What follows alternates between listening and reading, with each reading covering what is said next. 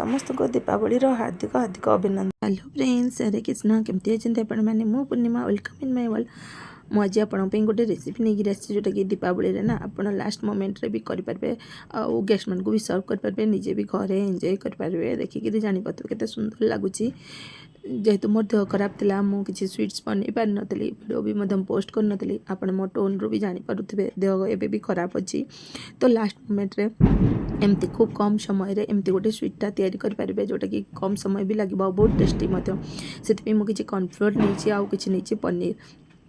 तो कॉर्नफ्लोर को प्रथमे मु गोटे प्लेट रे स्प्रेड कर देछि, जेहेतु चा छुंका रे स्प्रेड करछि तो इवेनली सब आड़े पतला लेयर रो स्प्रेड होती। तापरे मु पनीर नहीं ये 200 ग्राम पनीर नहीं, आपंकर जी क्वांटिटी से हिसाब से पनीर ने ग्रेटर मीडियम हाई साइडटा जोटा पूरा मीडियम साइडटा बहुत बड़ नुह कि बहुत छोट नुह से साइड्रे मु ग्रेट कर नहीं।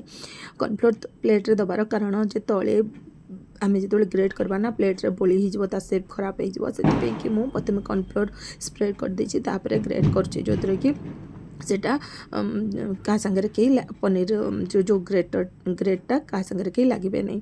आप प्रोसेस करेंगे, देखिए बहुत सिंपल हम। तापर अल्प कर आउ टे कॉर्नफ्लोर स्प्रेड कर देछि जो कि ता ऊपर ऊपर लगभग आउ ताको मिसई देछि। देखंतु केमती सेपरेट ही रोची। एटा प्रथमे मु कॉर्नफ्लोर स्प्रेड करवा द्वारा ही होछि।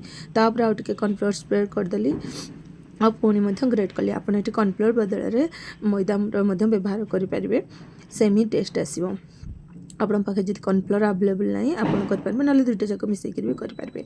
सेम प्रोसेस रे मु पूरा पनीरटा को ग्रेट करुच्ची आउे हल्का कॉर्नफ्लोर पकई मिसई दूची, जहाँफल लेयर लेयर हो पनीर ग्रेटा सेपरेट सेपरेट जोड़ी हेनी। सेम प्रोसेस रे पूरा पनीरटा को ग्रेट करदे। मो चैनल जब आप नुआ सब्सक्राइब करने बेल आइकन ऑल बटन प्रेस करदे। जदि मो वीडियोटा आपको भल लगे ताले लाइक करने, सांग मान सहित शेयर करने। जदि आप किसी नुआ देखा चाहते मो चैनल से मत कमेंट मध्यम कहे। आपण मान कमेंट अपेक्षा ही मुझे रही था जो कि मत मोटिवेट करे नुआ नुआ रेसिपी करने। तापर गोटे पैन रे अल्प घी नहीं मुझे फ्राए करुच्ची कारण आम घरे प्लेन जो पनीरटा जोटा माने नॉन फ्राइड पनीरटारे कहीं खाया भल पाई न था। आउ एमती करवा द्वारा टेस्ट मत बहुत ही भल आसता है, स्मेल मत बहुत आसता है। मुझे किसी गुआ घी नहीं, गुआ घी नेबापर से पनीर गुड़ा को छाणी दूची। आपड़ डायरेक्ट पनीर में करेंगे। आप देखा चाहते फ्राए नक केमती करेंगे ताल देखा चाहते जदि मत कमेंट मध्यम कहे तार रेसिपी आपन को देखेबी, से मत बहुत टेस्टी लगी था। तापरे घीरे आमे फ्राए करनबा, बहुत कम समय ही फ्राए हो जाता है, टे ध्यान देवे ना सांगे सांगे एटा जली जीवार डर थाए।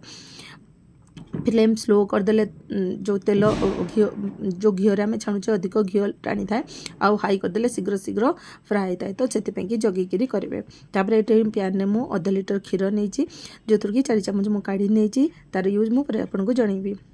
मुझे हाफ कप चीनी नहीं, आपणकर सुगार केते खाती से हिसाब से चीनी परिमाण कम बा बेसी करने। 1/3 कप माने बड़ चामच रे 4 चामच हम मिल्क पाउडर नहीं नहीं मिसई दी। मुझे सीझा क्षीरटा नहीं से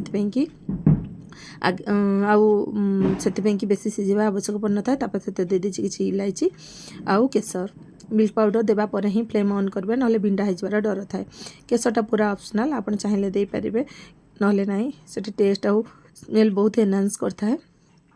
जो आम छाणी थे पनीर गुड़ा आप भावते मुंडा मुंडा हो जाए, टे ठंडा हाँवा हाथ में एमती करवा द्वारा सी सेपरेट हो जाए है।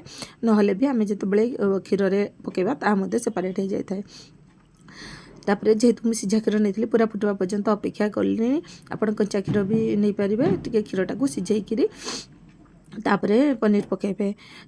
आउ जो मिल्क पाउडरटा मुझे रूम टेम्परेचर क्षीर थिबा बेले देछि, आपण अधिक गरम पे ठंडा देबे नहीं ना बिंडा हो। पनीर छणा गुड़ा को देकर मुझे भल भाव में मिसई दूची। आपण मैंने शुणुवे बाणर शब्द। मो दीपावली रे लास्ट मोमेंट यहाँ करेतु देह भल नाला मो बेड्रु उठी पार नी, कि मन भल लगलानी जे घरे समस्ते न खाई रही से स्वीटा करी।